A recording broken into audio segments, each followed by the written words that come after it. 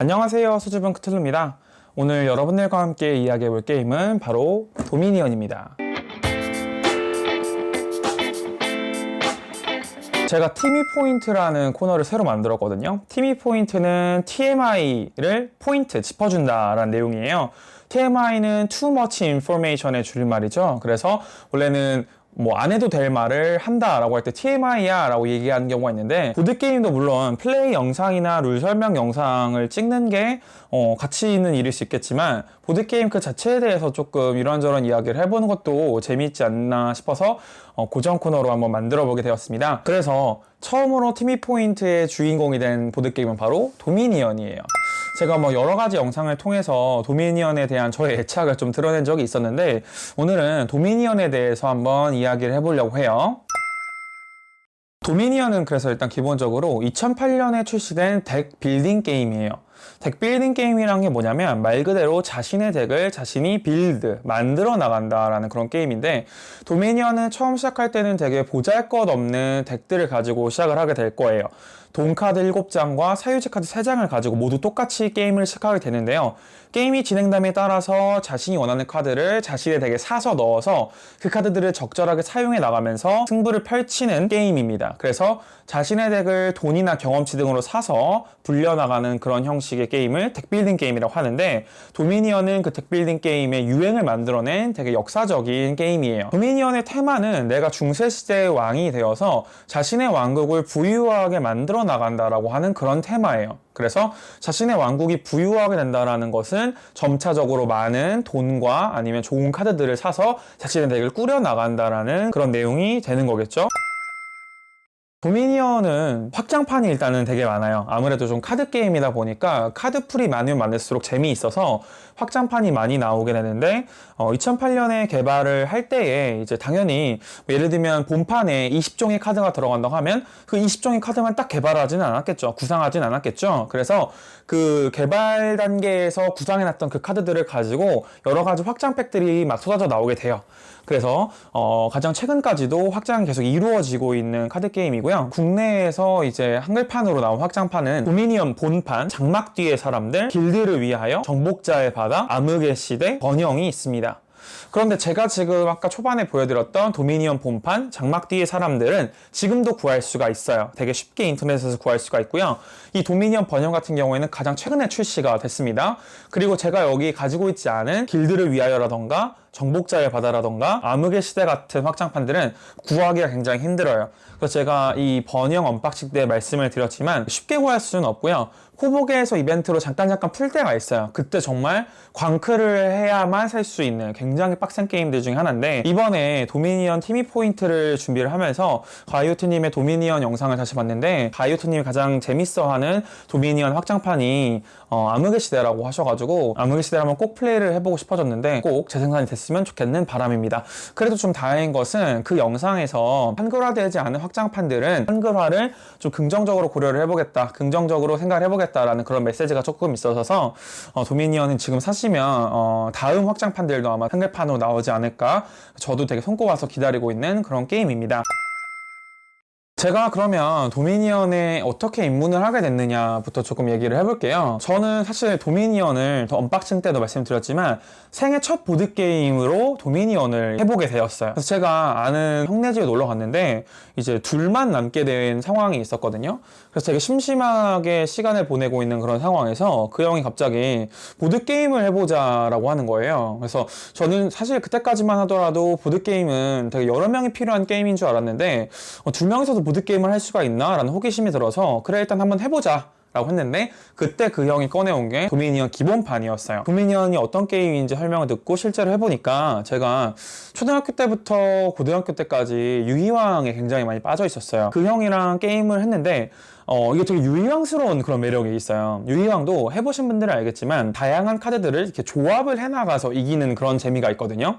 그런데 이 도미니언도 마치 그런 재미를 주는 거죠. 그래서 굉장히 재밌게 플레이를 했는데, 놀라운 사실은 도미니언 해보신 분들은 알겠지만 초심자와 어느 정도 해보신 분들의 갭 차이가 있을 수밖에 없어요. 왜냐면 카드에 대한 이해도와 전략에 대한 이해도가 즉 승패로 결정이 되는 게임이기 때문에 마치 체스처럼 룰은 굉장히 간단하지만 급수의 차이가 나는 것처럼 것처럼 이 도미니언도 마찬가지예요. 그런데 제가 그 첫 판을 그 형을 그냥 이겨버린 거예요. 이 게임을 가지고 있는 형을 그냥 제가 이겨버린 거죠. 아직도 기억나는 게 본판에 보시면 민병대라는 공격 카드가 있어요. 그래서 한데스라고 해서 상대방의 패를 털어버리는 그런 종류의 카드가 있는데 이게 상대방의 패를 털 뿐만 아니라 플러스 2원을 더 준단 말이에요. 그래서 제가 그 민병대를 막 샀는데 막 그 형이 이제 막 고나리질을 하는 거예요. 막 그 민병대라는 카드 그렇게 많이 사면 그렇게 좋지 않을 텐데 막 이런 식으로 얘기를 했는데 저는 그러거나 말거나 공격하는 쪽의 카드가 좋아서 민병대를 막 샀는데 아니나 다를까 그 민병대가 좀 키포인트가 돼가지고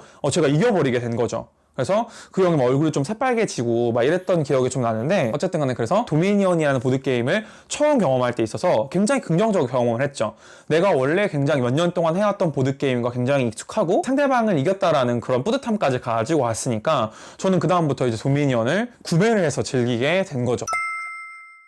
도미니언 자체의 좀 매력에 대해서 조금 이야기를 해보려고 해요. 도미니언이라는 보드게임의 첫 번째 매력은 덱빌딩 자체에서 오는 매력이 있어요. 덱빌딩이라는 것은 자신의 덱을 구축해 나가는 그런 게임들을 이야기를 하거든요. 많은 옵션들 중에 내가 선택을 할 수 있는 경우가 대다수예요. 그런데 그 카드들을 내가 선택을 해서 내 덱으로 가지고 와서 그 카드들을 요긴하게 썼을 때 즐거움이 또 덱빌딩 게임의 그런 장르적인 매력이거든요. 마치 제가 민병대라는 카드를 샀고 그 민병대 카드들을 난살하면서 상대방의 패를 털어내고 자신에게는 유일한 자원을 가져다주고 이러한 것들이 재밌었던 것처럼 많은 종류의 카드들 중에서 내가 선택했던 카드들을 쓰는 그런 맛이 덱빌딩 장르 자체의 맛이고 도미니언의 첫 번째 매력인 그게 될 거예요. 두 번째는요.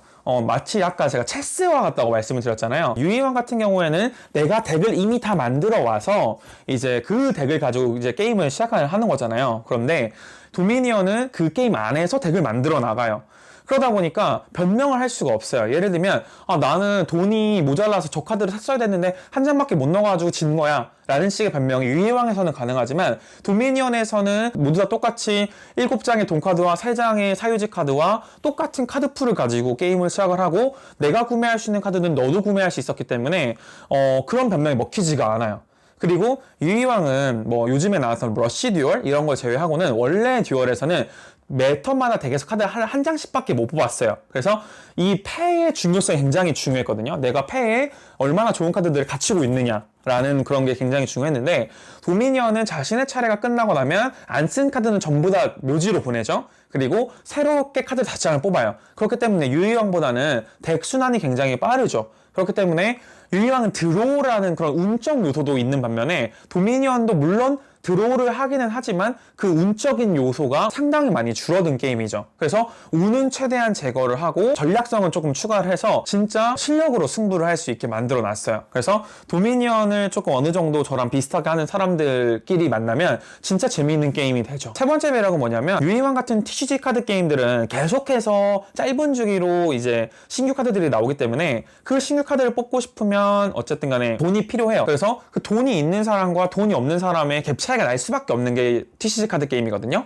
근데 도미니언은 이렇게 확장판 큰 거 하나를 사시면 끝이에요. 그냥 이것들을 가지고 즐길 수가 있는데 아까도 말씀드렸지만 유희왕과 굉장히 비슷하단 말이에요. 그래서 유희왕을 재밌게 즐겼는데 돈 들어가는 게 조금 무시무시하다 라고 하시는 분들은 이 도미니언 한번 해보시는 게 굉장히 재밌을 거예요. 저와 마찬가지로 도미니언의 매력에 빠지시게 될 겁니다. 네 번째 매력은 뭐냐면 이 도미니언은 처음 시작할 때 10장의 카드를 깔고 시작을 해요. 그래서 근데 그 10장의 카드들을 자신의 카드풀에서 정하는 거거든요. 랜덤으로. 고전적인 방식으로는 여기에 뒷면이 파란색으로 되어 있는 랜덤 카드들이 한 장씩 다 들어가 있어요. 그거는 프로모 카드도 마찬가지고요. 그래서 그 랜덤 카드를 원래 싹 다 섞어가지고 10장을 뽑아야 되는데 그렇게 될 경우에는 잘 안 섞이는 경우도 있고 막 이러니까 어플리케이션까지 있어요. 그래서 자신이 가지고 있는 카드풀을 입력을 하면 알아서 10장의 카드를 랜덤으로 뽑아내주는 그런 어플리케이션까지 있는데 그런 어플리케이션을 써서 어쨌든 간에 10장의 카드를 깔고 시작을 하는데 이 도미니언은 전략이 굉장히 중요해요. 뭐 빅머니라던가 엔진이라던가 이런 전략들이 존재를 하는데 이 재밌는 건 뭐냐면 이 전략들이 천편일률적으로 통하는 게 아니고 그 10장에 어떤 카드들이 깔리느냐에 따라서 그 전략을 수정을 해야지 내가 이길 수가 있어요. 예를 들면 정원이라는 카드가 나오고 다른 카드들이 그 정원을 쓰기에 적합하게 나왔다면 나는 그 정원을 가져가야 이길 수 있는 경우가 굉장히 많이 있고요. 아니면 대부분의 경우에는 이제 빠르게 돈을 불려나가서 구매력을 불려나가서 비싼 카드들을 많이 살 수 있는 그런 구매력을 확충하는 빅머니라는 전략도 쓸 수가 있어요. 그래서 이게 이 전략이 그때그때 그 게임마다 달라지고요. 그리고 같은 카드풀을 공유를 하고 있다고 하더라도 상대방이 어떠한 카드들을 주요로 사는가에 따라서 나도 전략을 같이 수정을 해나가야 돼요. 예를 들면 내가 처음에 딱 카드풀을 봤을 때에는 빅머니 전략을 써야겠는데? 라고 했는데 이 사람이 어떠한 카드들을 계속 사는데 그게 사실은 빅머니를 쓰기가 조금 껄끄럽게 만드는 그런 카드들이라면 나도 똑같이 그 카드에 카운터 칠 수 있는 카드들을 막 사야 된다라는 거죠. 계속 그럼에도 불구하고 빅머니 전략을 고수를 하면 게임에서 지게 되는 경우가 있으니까요. 그래서 이런 식으로 좀 게임을 읽는 눈이나 상대방이 저 카드를 왜 가져갔지? 저 카드는 어떠한 효능이 있지? 이러면서 머리를 굴리고 눈치 싸움을 하는 또 그런 재미가 있는 게임이에요. 그래서 도미니언이 이렇게 되게 다양한 매력이 있는 게임이고요. 당연히 그렇기 때문에 게임이 조금 나오고 오래되었지만 여전히 좋은 게임 순위에 머무르고 있는 게 이 도미니언이라고 생각을 합니다. 단점이라고 한다면 두 가지 정도밖에 생각이 안 나는데요. 저는 일단 도미니언을 너무 좋아해서 단점을 딱히 뽑기도 싫지만 단점이라고 한다면 체스처럼 이제 초보와 고수의 차이가 어느 정도 나요. 그래서 이 게임을 들이밀고 이 게임의 매력을 전파를 하고 싶다면 초심자를 상대로는 조금 봐줘야 되는데 그렇게 따지면 이제 고수들은 좀 재미가 없어지는 그런 현상이 발생을 해요. 근데 반대로 얘기해서 자신과 비슷한 실력자를 만나면 또 이렇게 재미있는 게 없는 카드 게임이 도미니언이거든요. 다음 두 번째는요. 이게 카드풀이 좀 많고 확장판이 많다고 했잖아요. 근데 확장판이 다 사이즈가 이래요, 보통.